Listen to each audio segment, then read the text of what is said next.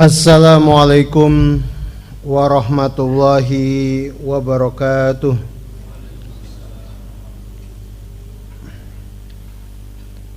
Innal hamdalillah nahmaduhu wa nasta'inuhu wa nastaghfiruh wa na'udzu billahi min syururi anfusina wa min sayyiati a'malina. Man yahdihillahu fala mudhillalah wa man yudlil fala hadiyalah. Asyhadu an la ilaha illallah wahdahu la syarikalah wa asyhadu anna Muhammadan abduhu wa rasuluh. Qala Allah Ta'ala, ya ayyuhalladzina amanu ittaqullaha haqqa tuqatih wa la tamutunna illa wa antum muslimun. Ya ayyuhan nas ittaqu rabbakumul ladzi khalaqakum min nafsin wahidah wa khalaqa minha zawjaha wa batha minhuma rijalan katsiran wa nisaa'a wattaqullaha alladzi tasaaluna bihi wal arham innallaha kana 'alaikum raqiba. Ya ayyuhalladzina amanu ittaqullaha wa qulu qawlan sadida yuslih lakum a'malakum wa yaghfir lakum dzunubakum wa may yuti'illaha wa rasulahu faqad faza fawzan azima. Amma ba'd, fa inna asdaqal hadithi kalamullah wa khairal huda huda Muhammadin sallallahu alaihi wasallam wa syarrul umuri muhdatsatuha fa inna kulla muhdatsatin bid'ah wa kulla bid'atin dalalah wa kulla dalalatin finnar. Hadirin jamaah Masjid Baitur Rahman yang semoga dirahmati oleh Allah. Alhamdulillah, segala pujian hanya untuk Allah Subhanahu wa taala. Pada malam hari ini kita dapat kembali berkumpul berjumpa di masjid ini setelah sama-sama menunaikan sholat maghrib berjamaah. Dan sementara kita menunggu masuknya waktu sholat isya, seperti biasa kita akan sampaikan di sini satu bahasan terkait perjalanan hidup Nabi kita Muhammad SAW. Dan malam hari ini kita masih dalam pembahasan terkait dengan perang Uhud, peristiwa besar yang terjadi di bulan Syawal tahun ke-3 Hijriah. Hadirin jamaah yang semoga dirahmati oleh Allah, pada pertemuan terakhir kita di sini telah kita sampaikan bagaimana perjalanan Rasulullah menuju medan Uhud. Kemudian telah kita sampaikan juga bagaimana persiapan Rasulullah untuk menghadapi musuh di medan Uhud. Pada waktu itu jumlah kaum muslimin adalah 700 orang.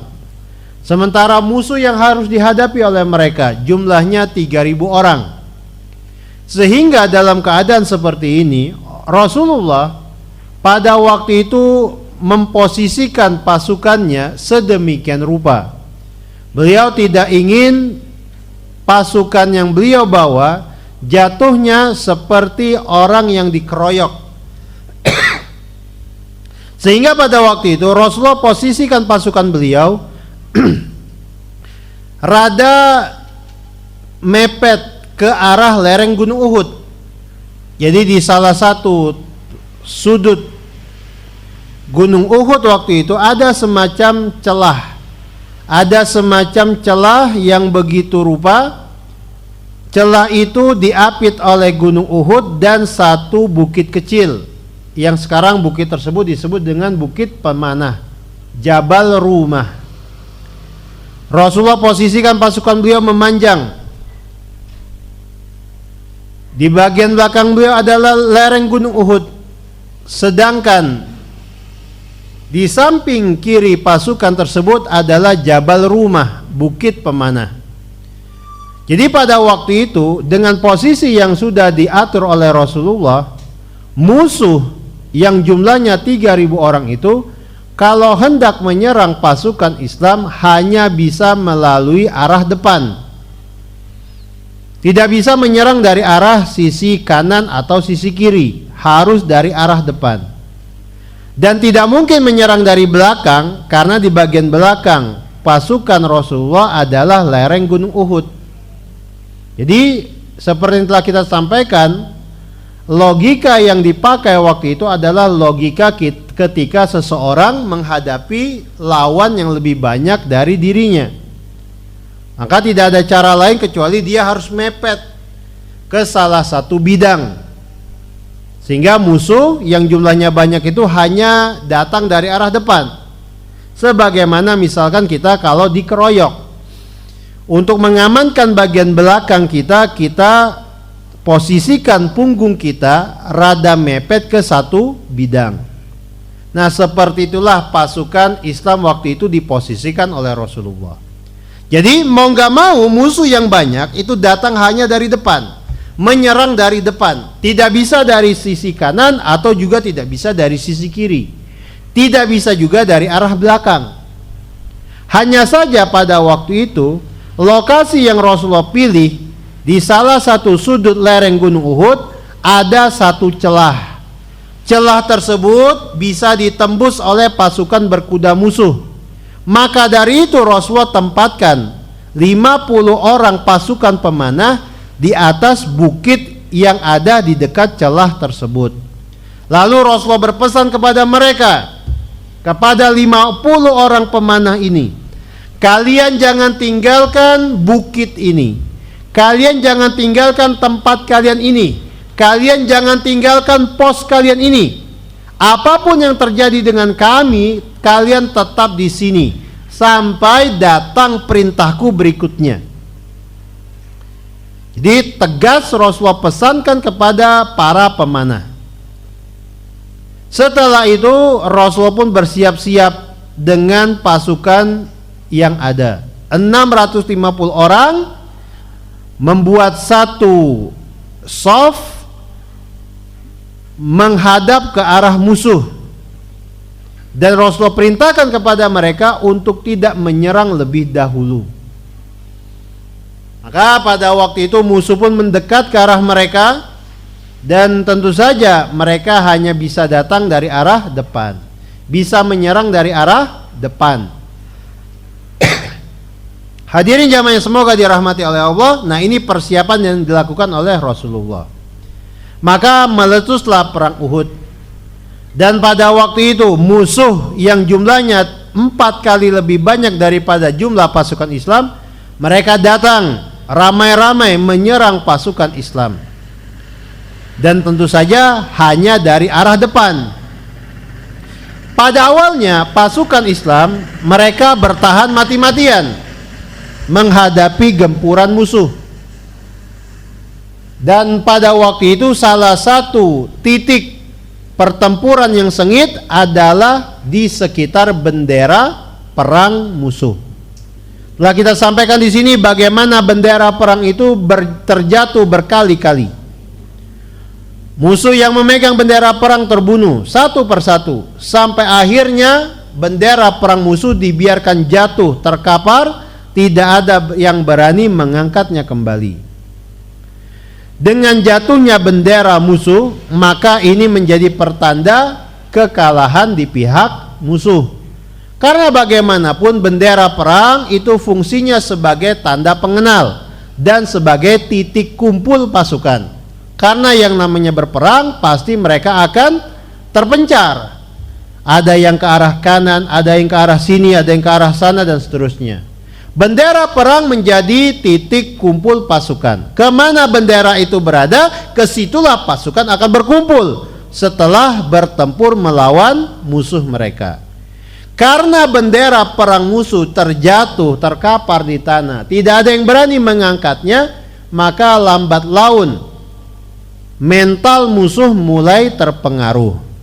Yang awalnya mereka asyik menggempur, lama-kelamaan mereka menyadari Rasulullah dan para sahabat bisa bertahan. Begitu juga pasukan Islam yang awalnya hanya bertahan menghadapi gempuran musuh, ternyata mereka lambat laun bisa balik menyerang.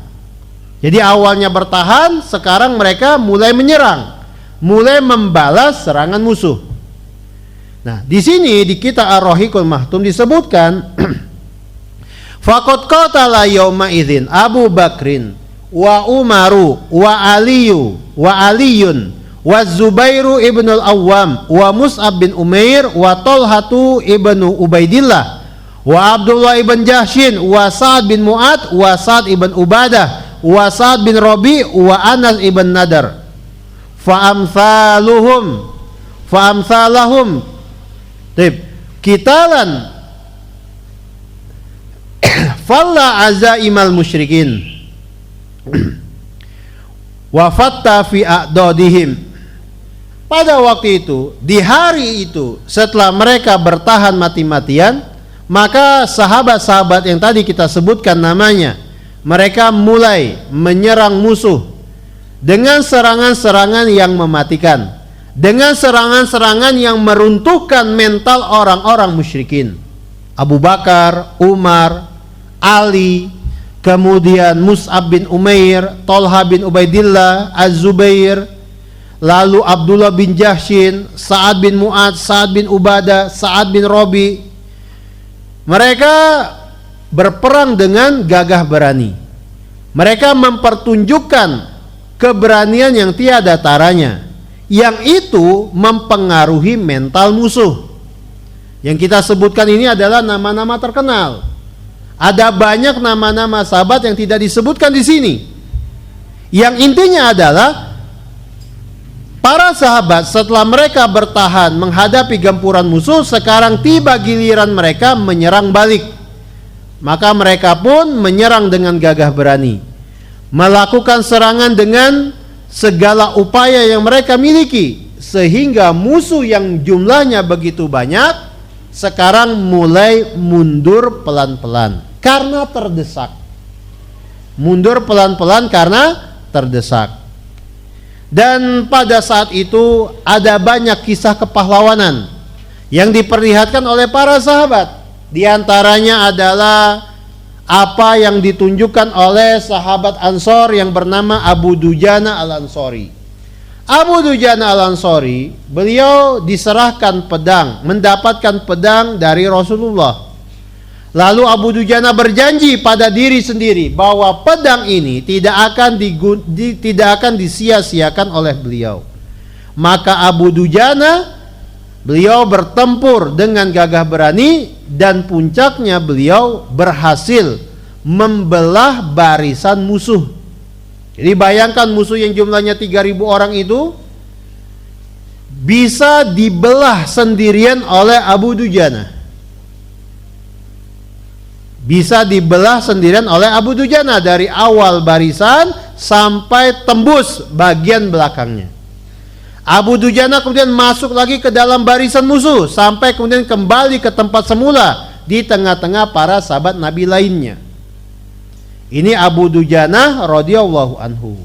Kemudian paman Rasulullah Hamzah bin Abdul Muttalib. Hamzah bin Abdul Muttalib pada waktu itu berperang tanpa menggunakan baju besi.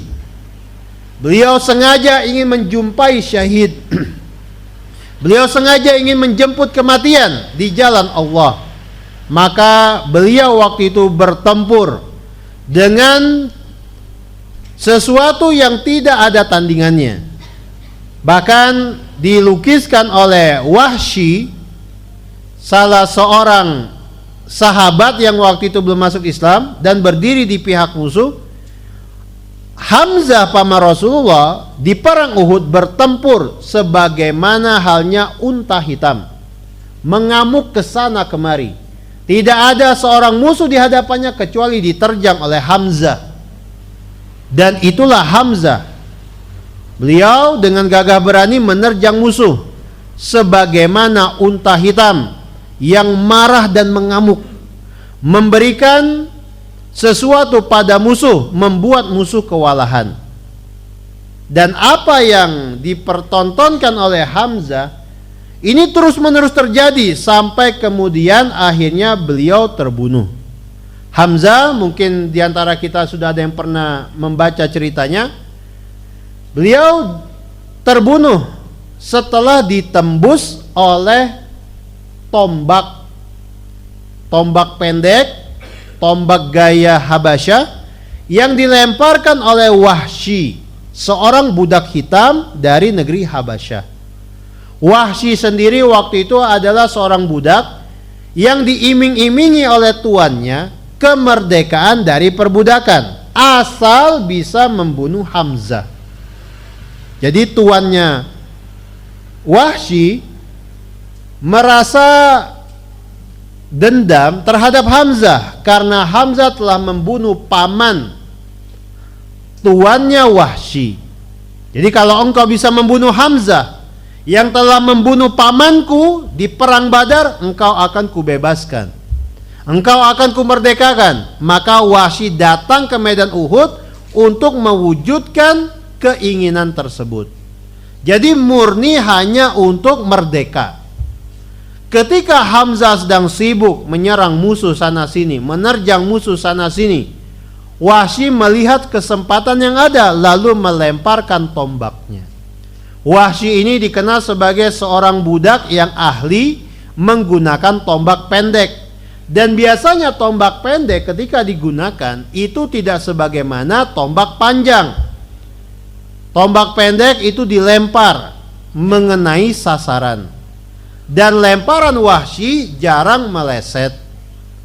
Ketika diincar Hamzah yang waktu itu sibuk membabat musuh, Wahsy pun melemparkan tombak tersebut secara deras. Dan tombak itu menusuk badan Hamzah bagian depan sampai kemudian tembus ke bagian selangkangan di bagian belakang. Hamzah waktu itu tidak menyangka dilempari tombak seperti itu. Dan Hamzah karena terluka parah, beliau pun meninggal dunia di tempat. Dalam keadaan tombak Wahsy masih menancap tembus dari perut depan ke bagian selangkangan beliau. Terbunuhlah Hamzah, menjumpai syahid. Dan Rasulullah sendiri beliau bersabda tentang Hamzah, Hamzah sayyidu syuhada yaumal qiyamah. Hamzah itu adalah pemimpin para syuhada di hari kiamat nanti. Ini adalah kabar gembira tentang Hamzah yang menjumpai syahid di medan Uhud. Hadirin jamaah yang semoga dirahmati oleh Allah. Tadi sudah kita sampaikan bahwa ternyata para sahabat berhasil mulai membalikan keadaan. Mereka mulai balik menyerang dan mendesak musuh mundur perlahan-lahan.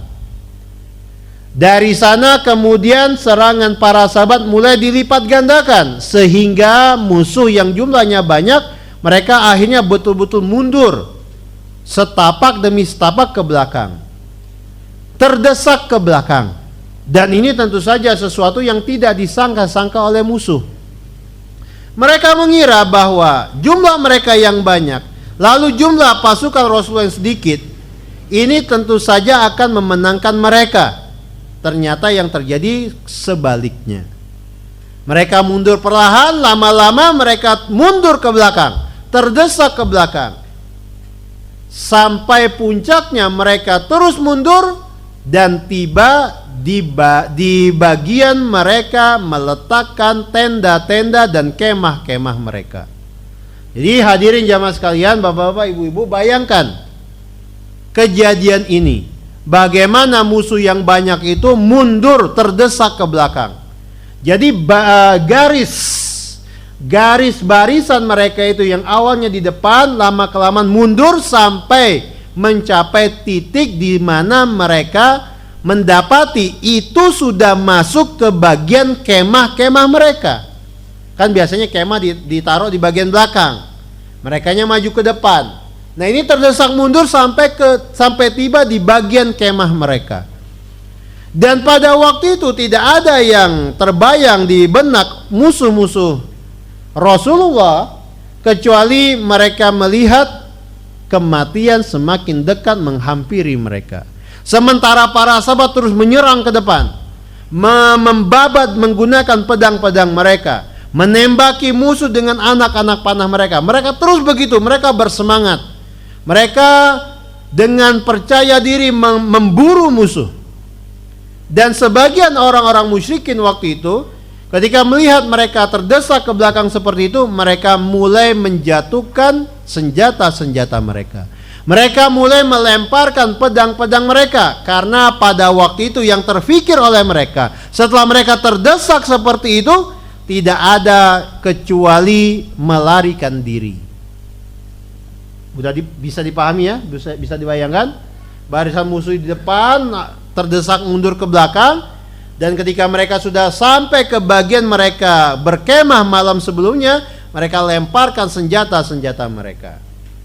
Hadirin jamaah, semoga dirahmati oleh Allah, ketika musuh sebagiannya telah menjatuhkan senjata-senjata mereka, pedang mereka, tombak mereka, tameng-tameng mereka, semua itu menjadi pemandangan yang dilihat oleh pasukan pemanah di atas bukit, pasukan pemanah yang ada di pos mereka. Jadi ngomong-ngomong tentang bukit yang dijadikan pos untuk para pemanah itu, dulu dan mungkin sampai sekarang ketinggiannya itu tidak tinggi sekali, mungkin setinggi 5 meter atau 6 meter. Jabal Rumah, kalau bapak-bapak dan ibu-ibu lihat di foto-foto yang ada, atau mungkin sebagian teman kita ada yang pernah umroh dan singgah di Medan Uhud, di Jabal Rumah, itu tidak tinggi, hanya setinggi 5 atau 6 meter. Mungkin tidak jauh beda dengan waktu itu, ukuran yang sekarang, tapi kurang lebih seperti itu. Dan pasukan pemanah di ketinggian seperti itu, mereka melihat ke medan perang yang ada di bawah mereka. Ada banyak senjata musuh berserakan, ada banyak alat-alat perang musuh bertebaran di mana-mana. Mereka melihat teman-teman mereka sedang mengejar musuh, sedang memburu musuh. Ini pemandangan yang terlihat oleh pasukan pemanah yang ada di atas bukit. Pasukan pemanah sendiri pada waktu itu, mereka berhasil menghalau pasukan berkuda musuh yang mencoba melewati celah untuk menyerang kaum muslimin dari arah belakang. Pada waktu itu pasukan berkuda musuh yang dipimpin oleh Khalid ibn Walid 3 kali gagal. Jadi mereka hendak melewati bukit yang ditempati oleh pasukan pemanah, supaya dari sana mereka menyerang para sahabat dari arah belakang. Ternyata gagal ketiga-tiganya, ditembaki oleh pasukan pemanah. Jadi pada waktu itu betul-betul kemenangan ada di tangan kaum muslimin. Nah, ketika dalam kondisi seperti itu, tiba-tiba sebagian pasukan pemanah mereka berkata kepada rekan-rekan yang lainnya, "Al-ghanimah, al-ghanimah. Ai kaum, al-ghanimah, al-ghanimah. Wahai kaum, wahai orang-orang, lihat, itu ghanimah, itu berserakan di bawah. Itu senjata-senjata musuh berserakan di bawah." Jadi berserakan di tempat mereka berperang sebelum ini. Mereka mundur, melemparkan senjata mereka, berserakan di tempat terjadi bentrok atau pertempuran pertama kali. Nah, tentu saja yang dimaksud dengan ghanimah adalah pedang, tombak, tameng, dan senjata-senjata yang lainnya. Meskipun itu hanya senjata, tetapi tetap saja itu dikatakan ghanimah.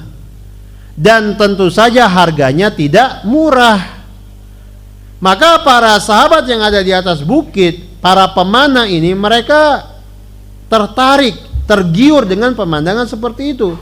Zohara ashabukum, lihat teman-teman kita sudah menang. Lihat teman-teman, sahabat-sahabat kalian sudah menang. Fama tantazirun, ayo apalagi yang kita tunggu? Mereka sudah menang, itu ghanimah berserakan di bawah. Ayo kita turun, kita bantu teman-teman kita untuk mengumpulkan ghanimah tersebut. Jadi di sini kita lihat bagaimana sebagian pasukan pemanah mereka mulai terpengaruh dengan harta benda yang terserak ada di bawah, ada di medan perang. Kebayang? Nah, Pada waktu itu pemimpin pasukan pemanah, seorang Ansor yang bernama Abdullah bin Jubair, mencoba mengingatkan pesan Rasulullah. Anasitum maqala lakum Rasulullah. Hai kalian, apakah kalian sudah lupa dengan apa yang dikatakan oleh Rasulullah kepada kalian?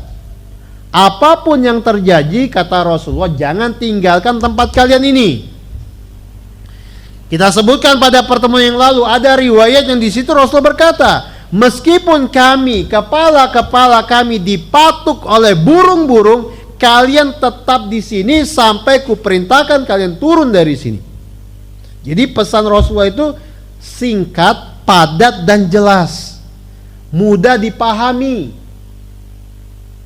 Nah, diingatkan oleh pemimpin pasukan pemanah Abdullah bin Jubair, kalian lupa? Kalian masih ingat tidak pesan Rasulullah? Tetapi pada waktu itu ternyata pasukan pemanah sebagian besarnya sudah enggak berpikir ke arah situ lagi. Mereka sudah betul-betul yakin kita itu menang. Apa sih yang mau kita tunggu lagi? Lihat itu, teman-teman kita sudah mengejar musuh sampai ke sana, sampai ke bagian kemah mereka. Harta benda berserakan. Apa yang mau kita khawatirkan? Musuh sudah kalah. Musuh sudah terdesak mundur ke sana. Dan memang sebagian musuh, selain ada yang melemparkan senjata mereka, sebagian lagi sudah dalam ancang-ancang mau lari menuju Mekah. Madza tantazirun? Apa yang kalian tunggu lagi? Ya. Lalu sebagian pasukan pemanah berkata kepada pemimpin mereka, Abdullah bin Jubair, wallahi lanatiyannan nas. Demi Allah kita akan turun, kita akan datangi teman-teman kita itu, kita bantu mereka memungut ghanimah. Dan itulah pangkal dari musibah yang akan terjadi setelah ini. Maka turunlah dari atas bukit pemanah itu 40 orang sahabat pemanah, sehingga tidak tersisa di atas bukit kecuali 10 orang saja. Sahabat-sahabat ini turun dari bukit pemanah, dari pos mereka. Mereka kemudian menghampiri senjata-senjata musuh yang berserakan di mana-mana, dipungut oleh mereka. Tujuannya apa? Baik. Bagaimana supaya ghanimah itu terkumpul, terpungut, dan teman-teman mereka yang sedang mengejar ke depan ketika balik lagi, ghanimah sudah mereka rapikan, ghanimah sudah mereka kumpulkan, tinggal dibagi-bagi oleh Rasulullah. Mereka turun mulai memungut ghanimah yang ada. Ketika 40 pasukan pemanah ini turun dan memungut ghanimah-ghanimah yang berserakan seperti itu, pemandangan ini terlihat dari jauh oleh Khalid ibn Walid. Khalid ibn Walid yang waktu itu masih bersiaga dengan pasukan berkudanya, tidak sebagaimana teman-temannya yang sudah dalam ancang-ancang hendak lari. Khalid masih di atas hewan tunggangannya, begitu juga pasukannya. Jumlah mereka 200 orang. Melihat bukit pemanah sepi, cuma tinggal 10 orang, Khalid melihat ini kesempatan emasnya. Maka fakarra bi sur'atin ila jabalir rumah liyadura min khalfihi ila muakharatil jaisil islami. Maka Khalid segera bergerak langsung sedemikian rupa, memacu hewan tunggangannya, menarik pasukan yang dipimpinnya untuk segera menuju bukit pemanah. Tadi sudah kita sebutkan, bukit pemanah itu enggak tinggi-tinggi amat, hanya 5 meter atau sekitar itu. Artinya dengan kuda itu bisa dinaiki. Bisa dinaiki. Kalau misalnya lihat foto bukit pemanah Jabal Rumah sekarang, seekor kuda perang bisa menaiki sampai ke atas. Nah, itu yang dilakukan oleh Khalid. 200 orang yang dipimpinnya dipacu bersama-sama oleh Khalid. Mereka segera mendatangi bukit pemanah, naik ke atas. 10 sahabat yang ada di atas mereka nggak bisa berbuat banyak, hanya 10 orang. Andaikan seorang mereka bisa menembakkan anak panah dalam sekaligus sebanyak 5 atau 4 anak panah, tetap tidak bisa menghalau jumlah pasukan berkuda yang dipimpin oleh Khalid. mati cuma 10.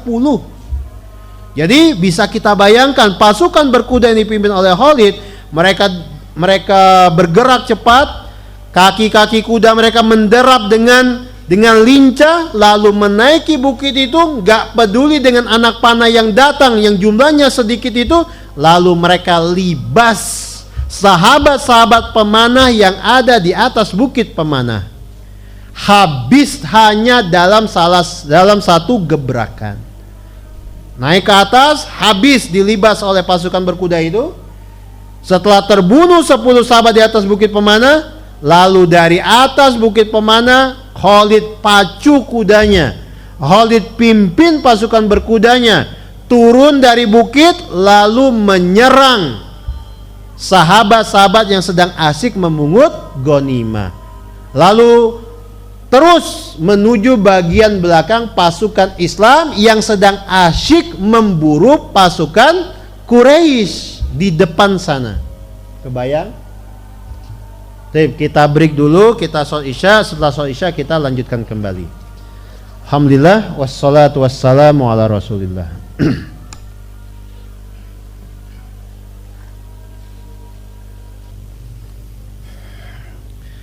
Assalamualaikum warahmatullahi wabarakatuh. Alhamdulillah, hamdan katsiran tayyiban mubarakan fih, kama yuhibbu rabbuna wa yarda. Asyhadu an la ilaha illallah wahdahu la syarikalah wa asyhadu anna Muhammadan abduhu wa rasuluh. Allahumma salli ala Muhammad wa ala ali Muhammad kama sallaita ala Ibrahim wa ala ali Ibrahim innaka Hamidum Majid. Allahumma barik ala Muhammad wa ala ali Muhammad kama barakta ala Ibrahim wa ala ali Ibrahim innaka Hamidum Majid. Kita lanjutkan kembali pembahasan kita tentang perang Uhud. Tadi sebelum kita sholat isya, cerita kita telah sampai pada bagaimana pasukan berkuda musuh yang dipimpin oleh Khalid ibn Walid berhasil menghabisi sisa pasukan pemanah yang ada di atas bukit, yang di atas Jabal Rumah. Lalu dari atas bukit itu pasukan berkuda musuh dipacu oleh Khalid untuk turun ke bawah, lalu menyerang dari belakang pasukan Islam. Maka bisa ditebak korban pertama waktu itu adalah para pemanah yang sedang memungut harta ghanimah. Mereka kena diterjang oleh pasukan Khalid. Mereka habis diserbu oleh pasukan berkuda waktu itu. Jadi dalam tempo singkat pasukan pemanah selesai semuanya. Dan ini sekali lagi dimulai sejak sebagian pasukan pemanah turun dari bukit tersebut, memaksiati perintah Rasulullah sallallahu alaihi wasallam. 40 orang yang melakukannya semuanya kena. Ternyata bukan sampai di situ saja. Dari lokasi pasukan pemanah yang sedang memungut ghanimah, setelah mereka dibantai oleh pasukan berkuda, pasukan Khalid ini kemudian menyerbu ke depan, berarti menyerang bagian belakang pasukan Islam yang waktu itu sedang mengejar dan memburu pasukan musuh. Jadi bayangkan posisi para sahabat waktu itu. Mereka sedang bersemangat, sedang berapi-api mengejar musuh, memburu musuh. Tiba-tiba ada suara dari belakang mereka dan mereka nggak menyangka itu pasukan berkuda musuh. Jadi posisi mereka menyerang ke depan, mengejar ke depan, merekanya yang dikejar dari belakang. Kaget mereka. Nah, tentu saja pasukan berkuda yang dipimpin oleh Khalid ketika menyerang dan menyerbu seperti itu, mereka tidak diam-diam. Tidak diam-diam mulut mereka, tidak senyap. Mereka sambil teriak, mereka sambil menyemangati satu sama lain. Mereka sambil meneriakan kata-kata tertentu yang tentu saja teriakan pasukan berkuda ini, derap kaki kuda mereka terdengar oleh rekan-rekan mereka yang sedang diburu oleh para sahabat. Paham ya maksudnya? Jadi musyrikin Quraisy yang mereka ini sudah dikejar oleh para sahabat, tiba-tiba mereka mendengar ada suara kuda di belakang. Ada suara teriakan-teriakan pasukan berkuda di belakang mereka sana. Maka mereka pun berhenti. Ketika mereka balik badan, mereka mendapati bahwa pasukan berkuda mereka sekarang menyerang di belakang para sahabat. Maka dalam keadaan yang terjadi tiba-tiba seperti itu, pasukan musuh yang tadi dikejar, mereka berhenti dan sekarang menyerang sahabat Rasulullah yang ada di tengah-tengah mereka. Sehingga pada waktu itu para sahabat Rasulullah yang jumlahnya sekitar 650 orang itu diserang dari belakang oleh pasukan berkuda, dan mereka diserang di depan oleh pasukan musuh yang tadi mereka kejar. Sehingga bisa kita bayangkan para sahabat digencet dari depan dan dari belakang, diserbu dari depan dan dari belakang. Maka pada waktu itu keadaan mulai terbalik. Yang tadinya diburu sekarang memburu. Yang tadinya hampir kalah sekarang balik menyerang mereka yang hampir menang. Dan tentu saja para sahabat waktu itu mereka dilanda kepanikan, kekacauan. Mereka waktu itu digencet dari depan dan dari belakang. Mereka dihimpit begitu rupa oleh pasukan berkuda dari belakang mereka, kemudian oleh pasukan pejalan kaki musuh dari depan mereka. Jadi mereka langsung dihimpit, ditimpa begitu rupa. Nah, bayangkan di saat seperti itu, jumlah mereka yang kalah banyak dengan musuh yang jumlahnya berlipat-lipat daripada mereka. Itu bisa dibayangkan, bisa diperkirakan para sahabat akan kalah seketika. Akan selesai dalam waktu sebentar saja. Jadi mereka dilanda kepanikan, mereka kena mentalnya down. Pada saat seperti itu tiba-tiba Rasulullah SAW yang terpisah dari pasukan induk, dari pasukan sahabat, teriak dengan kencang untuk mengalihkan perhatian pasukan berkuda musuh. Ketika Rasulullah melihat pasukan berkuda menyerang para sahabat dari belakang mereka, lalu pasukan pejalan kaki musuh balik menyerang para sahabat dari depan mereka, Rasulullah segera berteriak dengan suara yang kencang, dengan suara yang tinggi. Yang Rasulullah tahu kalau beliau teriak dengan suara yang kencang, teriakan Rasulullah nggak akan kedengaran sampai ke tengah-tengah sahabat, nggak akan sampai. Jadi ceritanya Rasulullah terpisah dari pasukan induk. Nah, ketika melihat situasi seperti itu, Rasulullah ambil inisiatif mengalihkan perhatian musuh. Beliau teriak, "Ilayya ibadallah, ilayya ibadallah." Beliau teriak seperti itu sekencang-kencangnya. Untuk apa? Supaya didengar oleh pasukan berkuda musuh. Sehingga pasukan berkuda musuh yang tadi jumlahnya 200 sekarang terpecah. Mereka tertarik melihat ada Rasulullah di sisi sebelah sananya, di sisi terpisah. Bisa dibayangkan ini?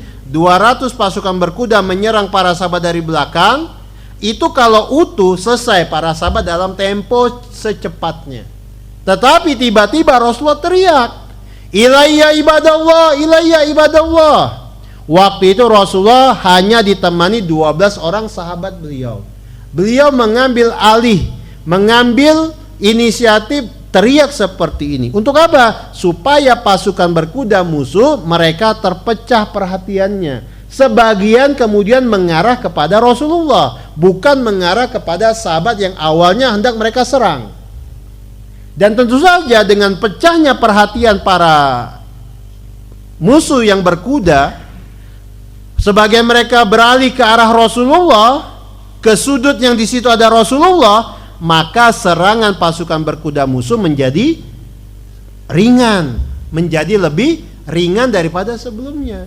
Sehingga para sahabat yang dikeroyok dari berbagai sisi, mereka tidak langsung terbunuh, tidak langsung terkapar. Dan inilah keberanian yang dipertunjukkan oleh Rasulullah SAW. Beliau nggak mau sahabat beliau mati terkapar langsung sekaligus.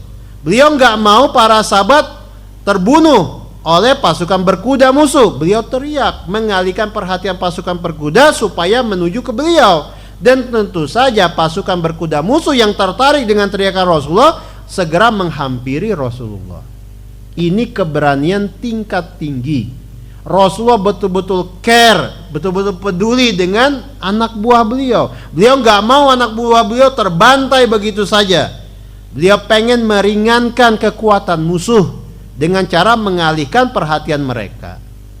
Dan betul, yasma'una sautahu, terdengar mereka pasukan berkuda itu sebagiannya mendengar suara Rasulullah. Maka mereka pun berbelok beralih menuju Rasulullah.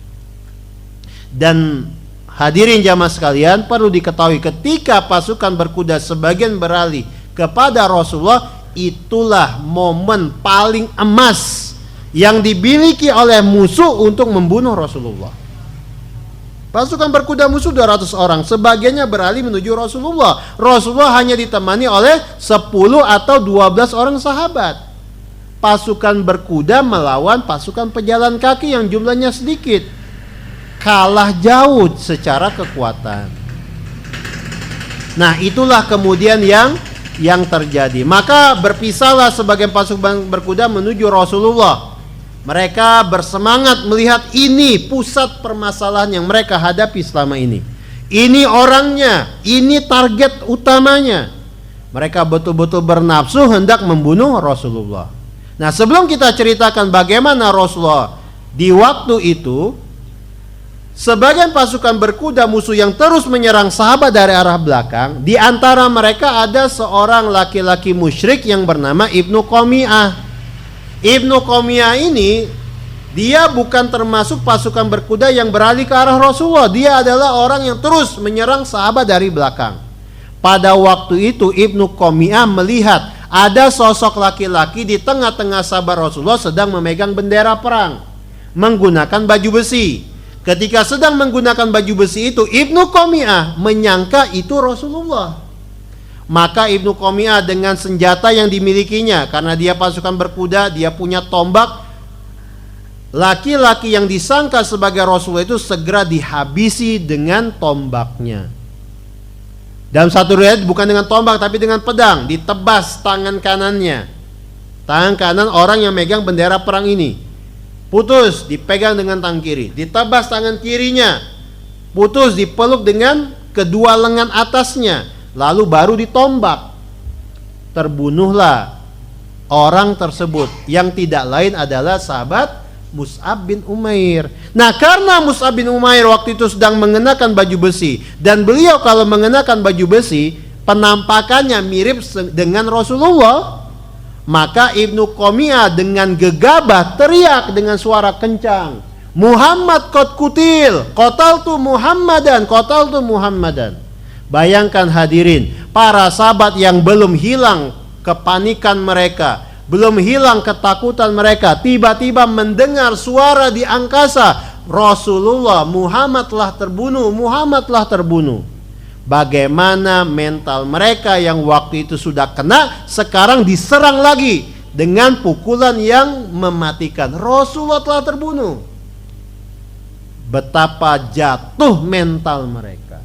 Nah, ketika mereka dikerubuti oleh musuh seperti itu, lalu terdengar teriakan Muhammad qad kutil, Muhammad telah terbunuh, Muhammad telah terbunuh, maka para sahabat waktu itu mereka kena, mental mereka kena, mereka down. Dan pada waktu itu para sahabat yang ada di tengah-tengah musuh itu terbagi menjadi 3. Yang pertama, ada sebagian sahabat, mereka ketika mendengar Muhammad qad kutil, Muhammad qad kutil, Muhammad telah terbunuh, mereka waktu itu langsung jatuh mental mereka dan mereka langsung lari dari medan perang.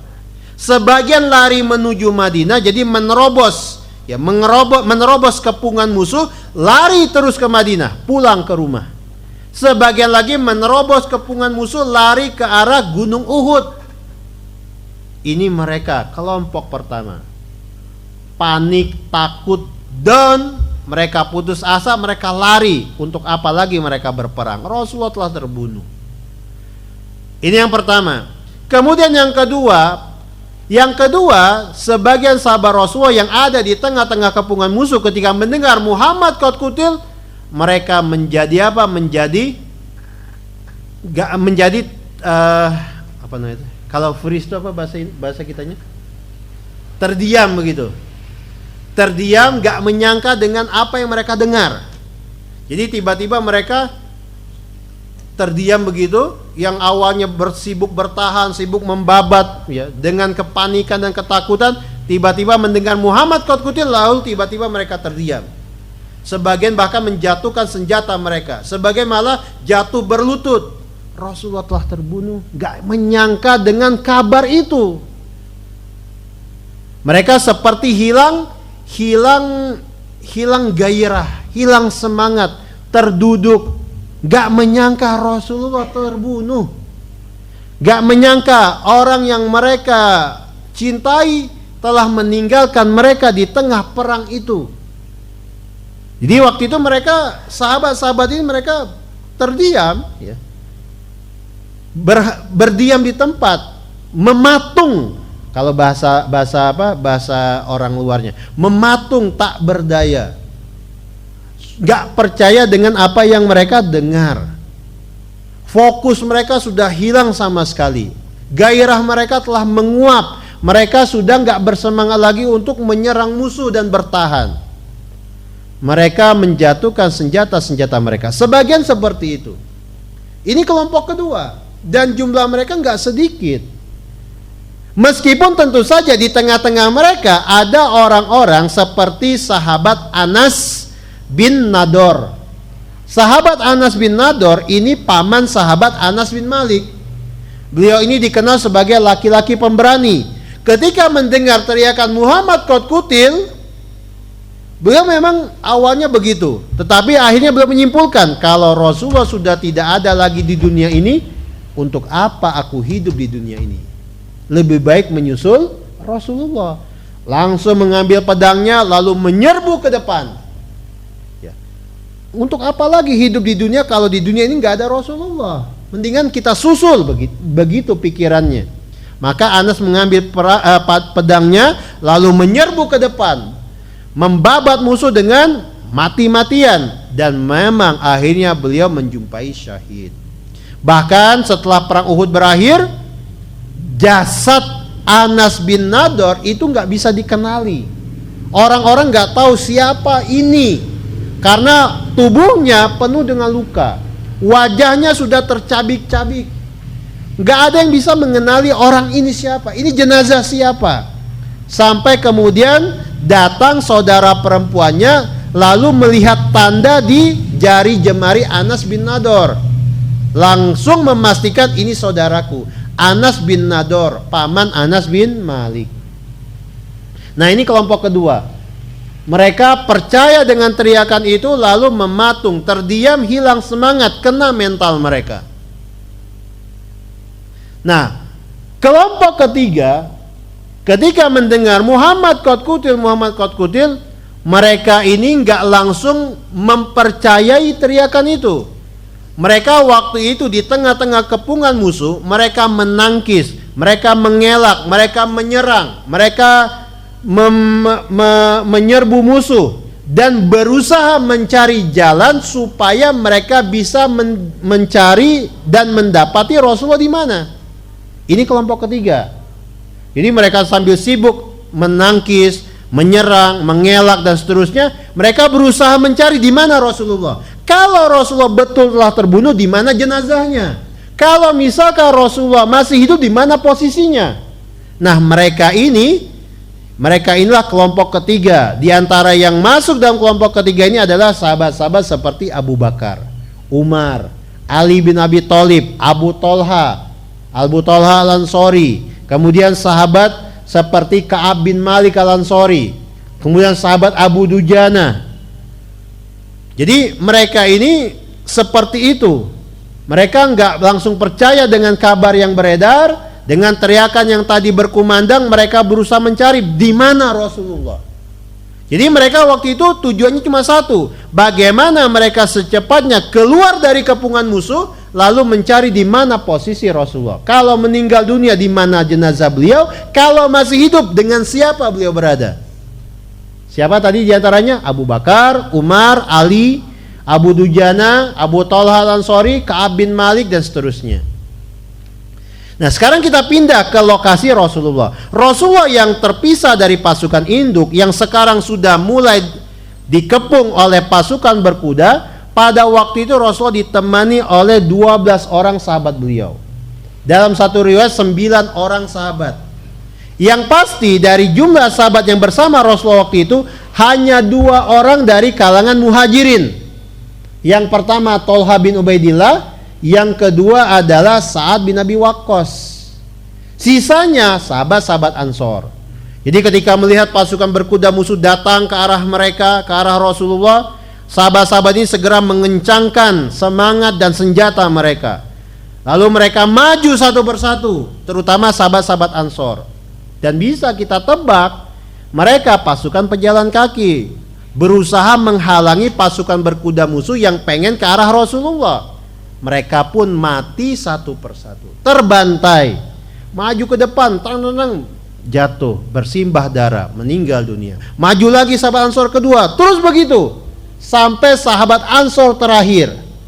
Dan dengan begitu yang bersama Rasulullah tinggal 2 orang sahabat, Tolha dan Sa'ad bin Abi Waqqas.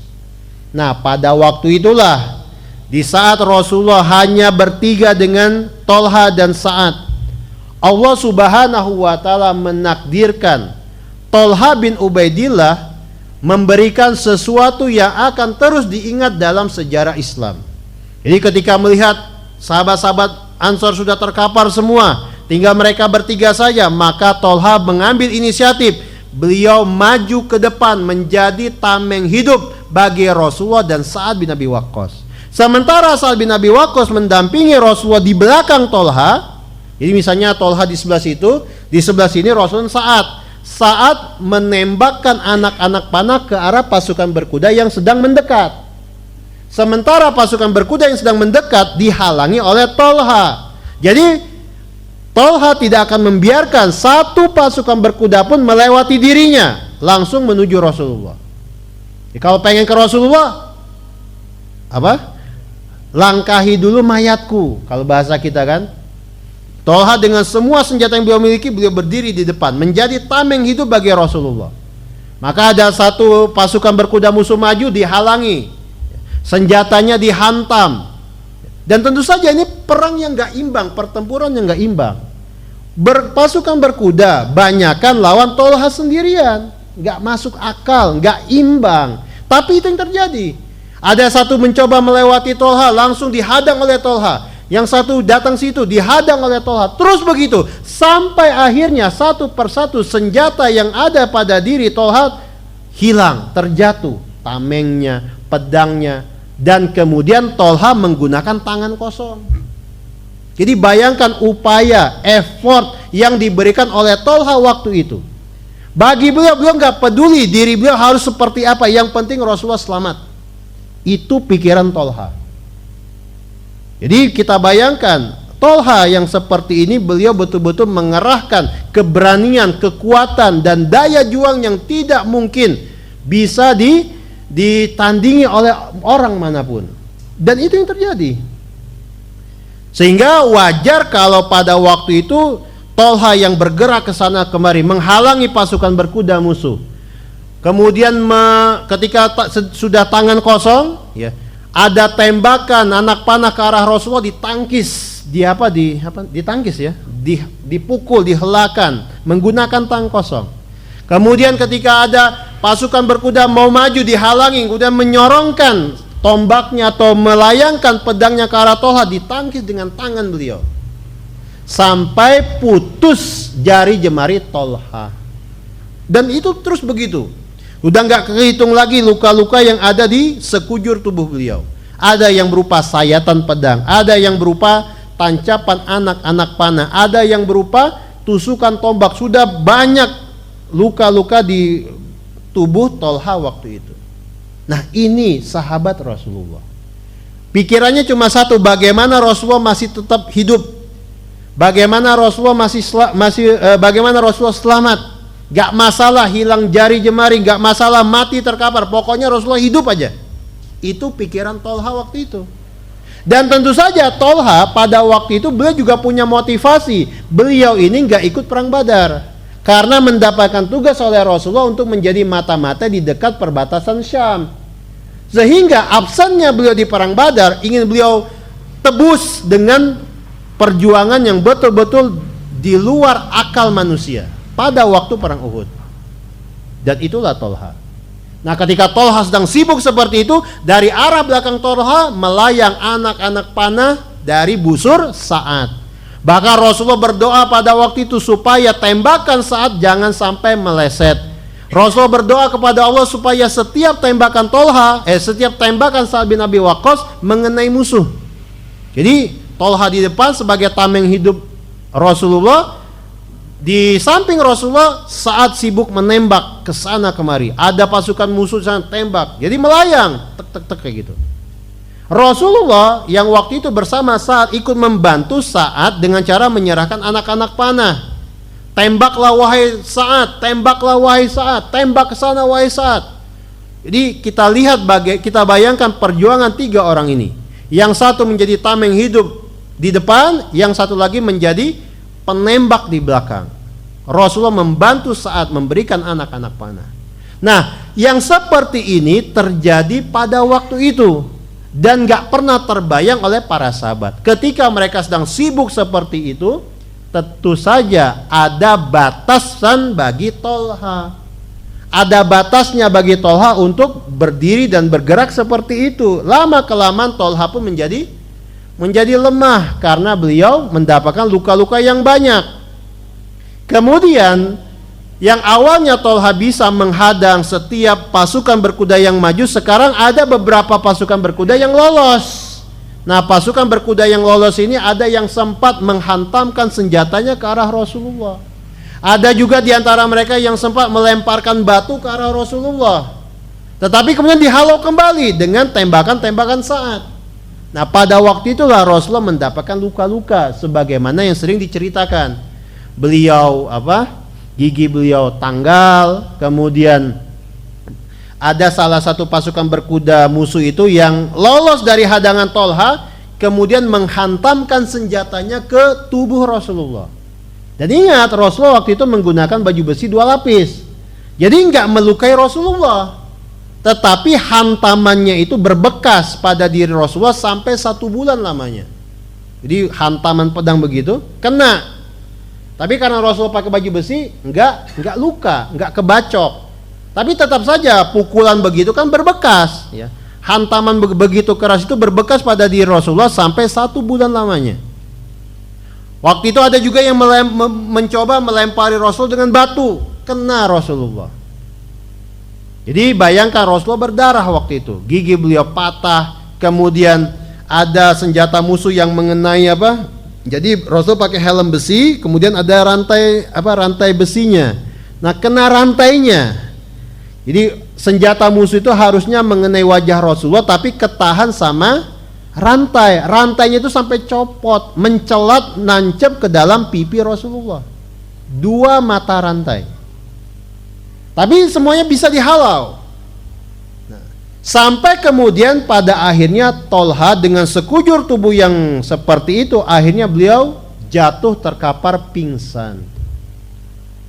Kemudian pada waktu itu Rasulullah sampai sempat menyerahkan anak panah yang gak ada matanya kepada Sa'ad. Jadi betul-betul perjuangan mereka luar biasa waktu itu. Tolha sampai terkapar, gak sanggup lagi berperang, gak sanggup lagi bertempur. Nah, pada saat kondisi seperti itu, tibalah Abu Bakar, Umar, Ali ke posisi tersebut. Tadi kan mereka lagi nyari-nyari itu. Mereka lolos dari kepungan musuh, lalu mereka melihat ada Rasulullah di sana di sudut bersama sahabat-sahabat Tolha dan Sa'ad, maka sahabat-sahabat ini segera menyusul. Mereka segera merapat dan berkumpullah kemudian di sekitar Sa'ad dan Rasulullah sebanyak 100 orang sahabat yang tadi kita sebut sebagai kelompok ketiga. Nah, pada waktu mereka ini sampai ke posisi Rasulullah, Abu Bakar, Abu Ubaidah, Az-Zubair, maka sahabat-sahabat ini segera mengambil alih posisi Tolha dan posisi Sa'ad. Bahkan waktu itu Rasulullah menyuruh Abu Bakar dan Abu Ubaidah, ambil Tolha, selamatkan Tolha, sahabat kalian sudah tidak berdaya lagi.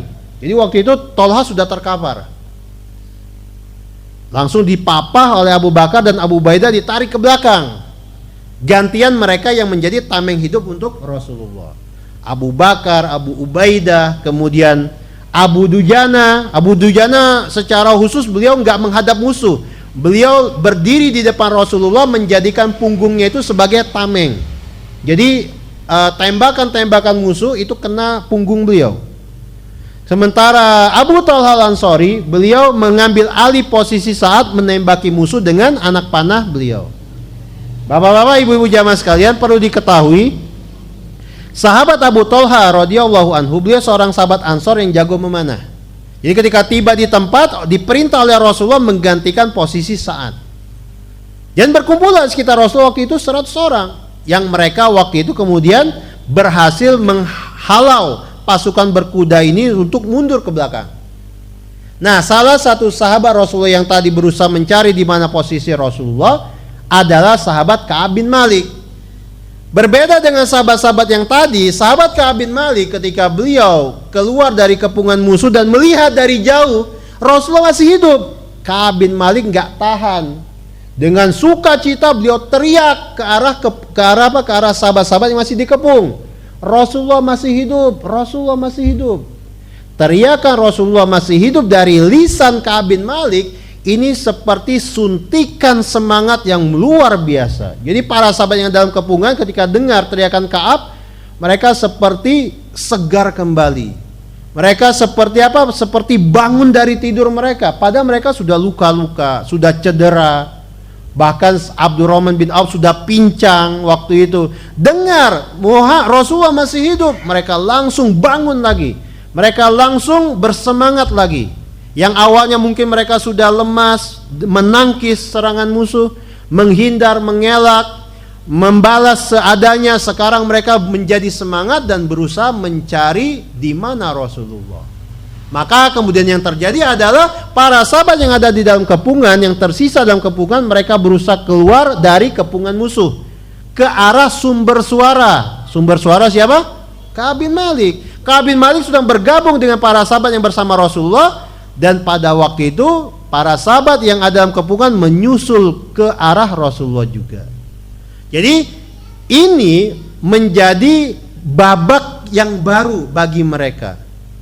Awalnya mereka sudah putus asa dan seterusnya. Ketika mendengar teriakan Ka'ab, mereka berusaha keras mencari sumber suara dan akhirnya berhasil. Mereka berkumpul di sekitar Rasulullah di dekat lereng gunung Uhud. Musuh yang tadinya posisi mengepung para sahabat, sekarang mereka kehilangan posisi terbaik mereka. Kan kepungan mereka itu kan sudah luar biasa, sudah betul-betul memberikan efek dan pengaruh. Sekarang dengan berhasilnya para sahabat bergabung dengan Rasulullah, merapat kepada Rasulullah, kepungan itu berarti nggak berlaku lagi. Mereka semua sekarang menyerang ke arah Rasulullah yang ada di sudut, ditemani oleh para sahabat. Nah, Rasulullah yang ada di tempat itu ketika melihat para sahabat semua sudah berkumpul ke arah beliau, beliau perintahkan kepada para sahabat untuk segera menaiki lereng gunung Uhud, bertahan di lereng gunung Uhud.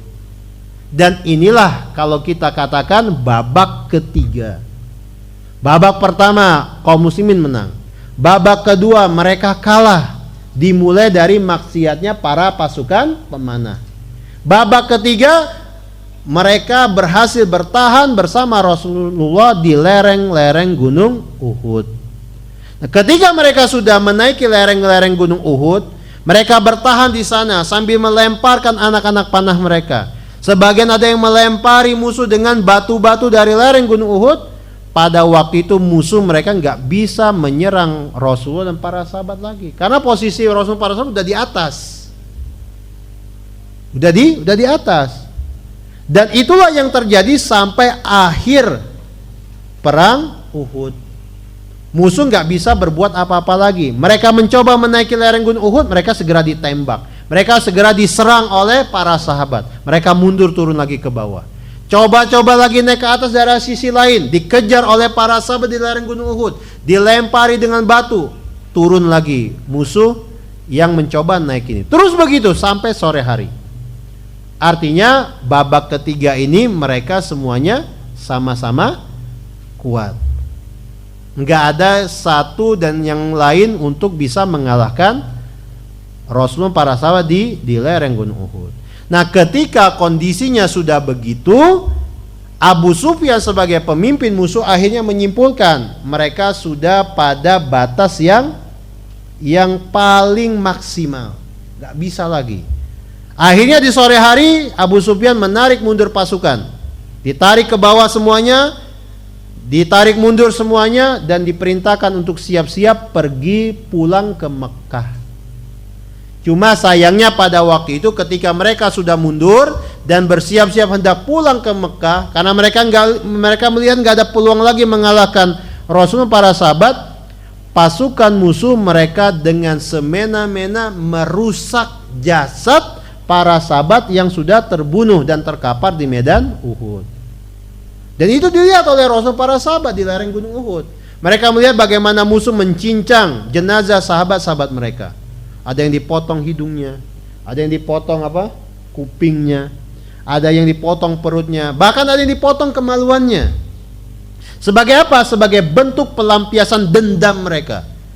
Jadi mereka, bagi musyrikin Quraisy, tidak ada cara untuk melampiaskan dendam mereka itu kecuali dengan merusak jasad-jasad para sahabat yang sudah terbunuh. Rasulullah masih ada di atas, para sahabat di atas, mereka nggak bisa melakukan apa-apa. Akhirnya mereka lampiaskan kepada jasad-jasad yang ada di bawah, dipotong, di ini dan seterusnya. Dan ini kelakuan orang-orang musyrikin Quraisy. Setelah mereka puas, baru mereka kemudian pergi pulang ke Mekah di hari Sabtu itu, di sore hari Sabtu itu. Nah, setelah mereka pulang, Rasulullah dan para sahabat baru kemudian mereka turun ke bawah, membereskan jenazah-jenazah para sahabat yang sudah terbunuh, menguburkan jenazah-jenazah para sahabat itu, lalu Rasulullah perintahkan mereka untuk pulang semuanya ke Madinah. Mereka, Rasulullah para sahabat akhirnya sholat maghrib dan sholat isya di Madinah. Hadirin jamaah semoga dirahmati oleh Allah. Nah, inilah kurang lebih gambaran tentang perang Uhud. Sehingga dengan apa yang tadi kita sampaikan, bisa kita simpulkan sebenarnya pasukan Islam itu tidak kalah di perang Uhud. Kenapa? Karena kalau misalkan dikatakan pasukan Islam kalah, harusnya musuh mereka pulang ke Mekah sambil membawa harta rampasan perang. Satu. Yang kedua, kalau betul musuh menang, musyrikin Quraisy menang, harusnya mereka pulang ke Mekah sambil membawa tawanan perang. Tetapi mereka tidak membawa tawanan perang, mereka tidak membawa ghanimah sama sekali. Padahal mereka telah melakukan persiapan untuk ini semuanya selama 1 tahun. Jadi nggak menang mereka. Tidak menang sebagaimana yang diyakini sebagian orang. Rasul para sahabat masih hidup, mereka masih bisa bertahan. Tidak ada seorang pun di antara mereka yang tertawan. Kemudian harta benda mereka, kota Madinah yang tercinta masih utuh, nggak kekurangan sama sekali. Artinya di perang Uhud Islam nggak kalah, musuh nggak menang sebagaimana diyakini oleh sebagian orang. Bahkan kalau mau kita kalkulasikan bagaimana orang-orang musyrikin Quraisy melakukan persiapan 1 tahun full, biaya yang dikeluarkan 50.000 dinar, kemudian mereka menggalang dana dari sana sini, mereka merekrut orang-orang dari sana sini, berbulan-bulan lamanya, lalu ratusan kilometer berjalan ke Madinah, pulang dengan tangan kosong, nggak ada ghanimah, nggak ada tawanan perang. Kalau dikalkulasikan sebenarnya mereka ini kalah. Dan ini terbukti. Setelah berlalu perang Uhud, dendam yang ada dalam dada mereka itu nggak hilang. Kan harusnya kalau mereka kalau pakai logika mereka, dengan mencabik-cabik jenazah sahabat, membunuh banyak sahabat, dendam itu hilang. Tapi yang terjadi enggak. Setelah perang Uhud selesai, mereka menjalani kehidupan sehari-hari di Mekah, ternyata dendam itu masih terus ada di dalam dada mereka. Terus terbawa sampai bertahun-tahun kemudian. Artinya mereka belum tuntas. Mereka enggak menang. Nah, inilah hakikat sebenarnya dari perang Uhud. Dan tentu saja perang Uhud ini memiliki banyak pelajaran penting yang itu seharusnya diketahui oleh kaum muslimin. Berbeda dengan perang Badar, perang Uhud mengandung banyak pelajaran dan hikmah, terutama tentang bagaimana kekalahan atau kemenangan bisa hadir dan lenyap begitu rupa. Rasulullah hampir terbunuh, banyak para sahabat terbunuh di medan Uhud hanya disebabkan oleh maksiat yang dilakukan segelintir orang. Dan memang seperti itu sifat maksiat. Yang melakukannya hanya berapa orang, yang kena banyakan. Ya kan? Yang melakukan maksiat hanya orang-orangnya itu-itu aja, tapi yang kena satu dusun, satu kampung, atau mungkin bahkan satu negeri. Di sini di perang Uhud yang melakukan maksiat 40 orang, yang kena 700 orang. Allahu a'lam bishawab. Ini yang bisa kita sampaikan pada malam hari ini, mudah-mudahan bermanfaat. Mohon maaf jika ada kurang dan salah. Kita cukupkan dengan subhanakallahumma wa bihamdika asyhadu alla ilaha illa anta astaghfiruka wa atubu ilaik. Alhamdulillah wassalatu wassalamu ala Rasulillah. Assalamualaikum warahmatullahi wabarakatuh.